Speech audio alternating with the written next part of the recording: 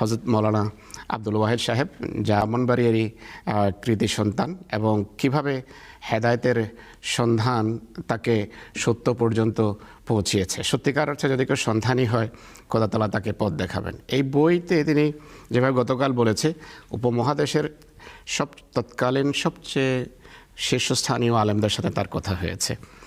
কালকে যে বিষয় নিয়ে আলাপ হচ্ছিল, সে একটা পয়েন্ট ছিল যে তিনি আবদুল্লাহ টঙ্কি সাহেবকেও প্রশ্ন করেছেন, তিনি শিবলি নুমানিকেও প্রশ্ন করেছেন, তিনি বরকতুল্লাহ সাহেবকে প্রশ্ন করেছেন, আরও অনেকের।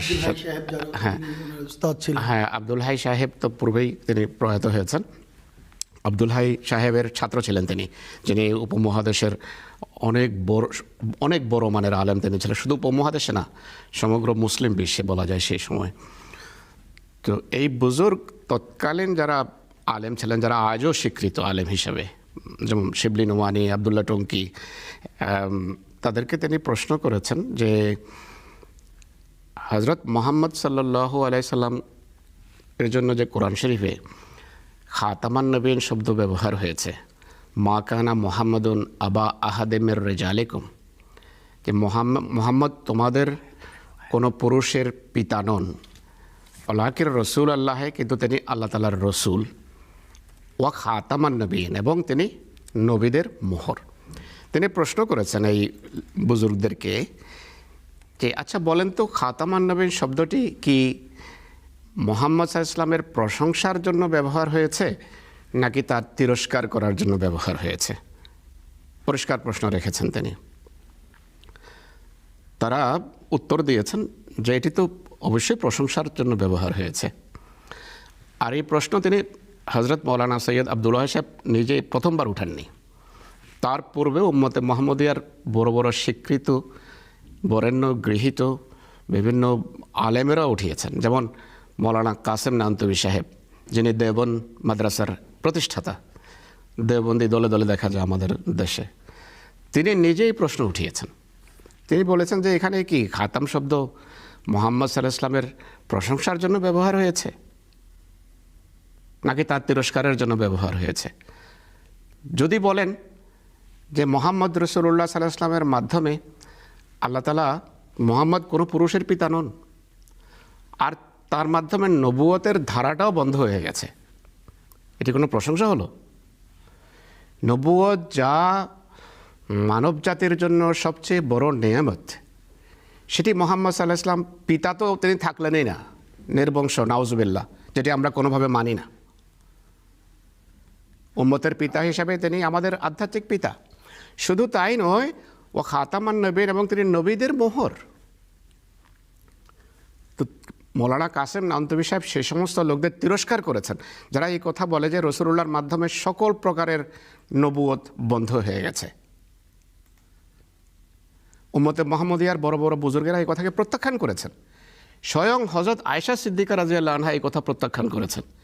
তিনি বলেছেন, কুলু ইন্নাহু খাতামুল আম্বিয়া ওয়ালা তাকুলু লা নবিয়্যা বাদাহু।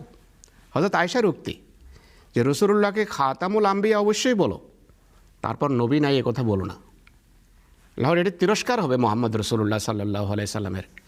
মৌলানা কাসেম নানতবী এই প্রশ্ন উঠিয়েছেন, আর ইনিও উঠালেন সেই প্রশ্ন বুজুর্গদের কাছে। তারা কোনো উত্তর দিতে পারেনি। তখন একজন ওই শিবলি সাহেব বললেন যে খাতেমুন নবীন, খাতেমুন নবীন, বারবার বলছিলেন যে মা কানা মুহাম্মাদুন আবা আহাদে মির রিজালিকুম ওয়ালাকিন রাসূলুল্লাহ ওয়া খাতেমুন নবীন। মৌলানা সাহেব তাকে ধরলেন যে দয়া করে খাতামান নবীন পড়েন, খাতেমুন নবীন পড়বেন না। উনি বললেন যে কেন, এটার একটা কেরাত খাতেমুন নবীনও আছে। তিনি বললেন যে আপনি বাসায় যে কোরআন শরীফটা পড়েন সেটাতে কি খাতেমুন নবীন লেখা আছে? তের নিচে কি জের আছে? বলছেন না, সেখানে তো জবর আছে, খাতামান নবীন আছে। তো তিনি তখন বললেন সেই মৌলানা যে খাতামান নবীন শেষ নবী, নবীদের শেষ, নবীদের শেষ। তিনি তখন তাকে ধরলেন, আচ্ছা খাতাম শব্দের অর্থ করেন। খাতাম শব্দের অর্থ কি? মোহর না? সেই বুজুর্গ বললেন যে হ্যাঁ, খাতাম শব্দের অর্থ হলো মোহর। আর নবীন, নবী শব্দের বহু বচন, নবীদের মোহর। উনি বলেন নবীদের মোহর, নবীদের শেষ। উনি জিজ্ঞেস করলেন শেষ কোন শব্দটার অর্থ এখানে? শেষ কোন শব্দটার অর্থ? খাতামান নবীন, নবীদের মোহর। মোহর কি শেষ করার জন্য ব্যবহার হয়? সে বুজুর্গ বলেন যে হ্যাঁ, আমি তো মোহর শেষ করার জন্য ব্যবহার করি। বিশেষ করে বেরেলভি সাহেব,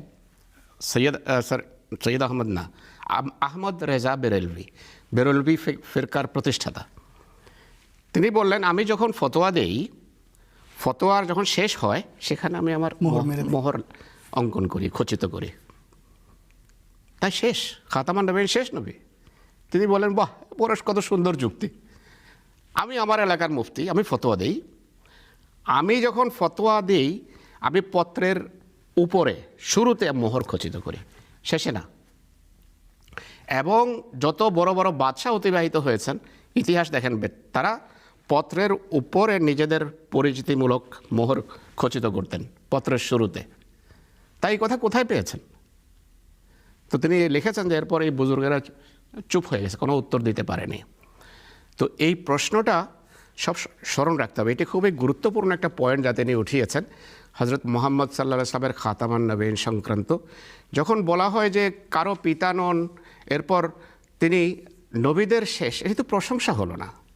অবশ্যই শরীয়তের দৃষ্টিকোণ থেকে তিনি হজরত মুহাম্মদ সাল্লাল্লাহু আলাইহি সাল্লামের সত্তায় শরীয়ত পরিপূর্ণতা লাভ করেছে, শরীয়ত শেষ, নতুন কোনো শরীয়ত আসবে না। কিন্তু শরীয়তের খেদমতকারী উম্মতে মুহাম্মদিয়ার ভিতর আসার সম্ভাবনা আছে। হজরত মৌলানা কাসেম নানতুবি সাহেবের উক্তিও আছে, আব্দুল ওয়াহাব শারানি সাহেব বলেছেন। এই মৌলানারা এরপর তার কাছে এই প্রশ্ন তুলেছিলেন যে লা নবিয়া বাদি যে আছে, এটি নিয়ে আমি গতকাল বিস্তারিত আলোচনা করেছি এখানে, যে লা নবিয়া বাদি বলেছেন রাসূলুল্লাহ, সেখানে লা আসলে শ্রেষ্ঠত্বের অর্থে, যে কামালের অর্থে, যে এই তো শ্রেষ্ঠত্ব নিয়ে, এই ধরনের শ্রেষ্ঠত্ব নিয়ে কেউ আসবে না, শরীয়ত নিয়ে কেউ আসবে না, আনুগত্যে দাসত্বে আসতে পারে। এটি মহিউদ্দিন ইবনে আরবি তার পুস্তকে বলেছেন যে রাসূলুল্লাহর আনুগত্যে তার দাসত্বে উম্মতি নবী আসতে পারে। আব্দুল ওয়াহাব শারানি তার বই আল ইয়াওয়াকিত ওয়াল জওয়াহিরে লিখেছেন রাসূলুল্লাহর আনুগত্যে, তার দাসত্বে, তার শরীয়তের খেদমত করার জন্য আসতে পারেন। হযরত আয়েশার উক্তি আমি শোনালাম। উম্মতে বহু বুজুর্গ এই ধরনের উক্তি করেছেন এবং এগুলো তিনি এই বইতে বিস্তারিত ব্যাখ্যা করেছেন। তো খলিফাতুল মসিহ রাবে রাহিমাহুল্লাহর নির্দেশ অনুসারে ব্রাহ্মণবাড়িয়ার সবার হাতে হাতে এই বইটা মনে হয় থাকা উচিত, আর এটি প্রচার করা উচিত। বাংলাদেশের সব আহমদি যারা শুনছেন এখন বা যারা শুনছেন না, তাদেরকে বলেন এই বইটা পড়তে। খলিফা রাবে অনুভব করেছেন যেটা পড়া উচিত। আমার মনে হয় বর্তমান হুজুরও বাংলাদেশের যখন 100 বর্ষ পূর্ণ হলো বাংলাদেশ জামাতে আহমদিয়াতের, তখন বোধহয় হুজুর বলেছিলেন যে হ্যাঁ হুজুর, বর্তমান হুজুর বইটা চেয়ে নিয়েছিলেন যে বইটা আমাকে দেন। তার মানে হলো ছোট পুস্তিকাটার অনেক গুরুত্ব আছে এবং হেদায়েতের, যিনি হেদায়েতের সন্ধানে ছিলেন, কি কি প্রশ্ন তার মাথায় উঠেছে সেগুলো তিনি উত্তর দিয়েছেন, আলেমদেরকে জিজ্ঞেস করেছেন। তো এটি পড়া উচিত এবং এটি প্রচার করা উচিত। আল্লাহ তাআলা তৌফিক দান করুন। বিলকুল, জাযাকাল্লাহ মাওলানা সাহেব।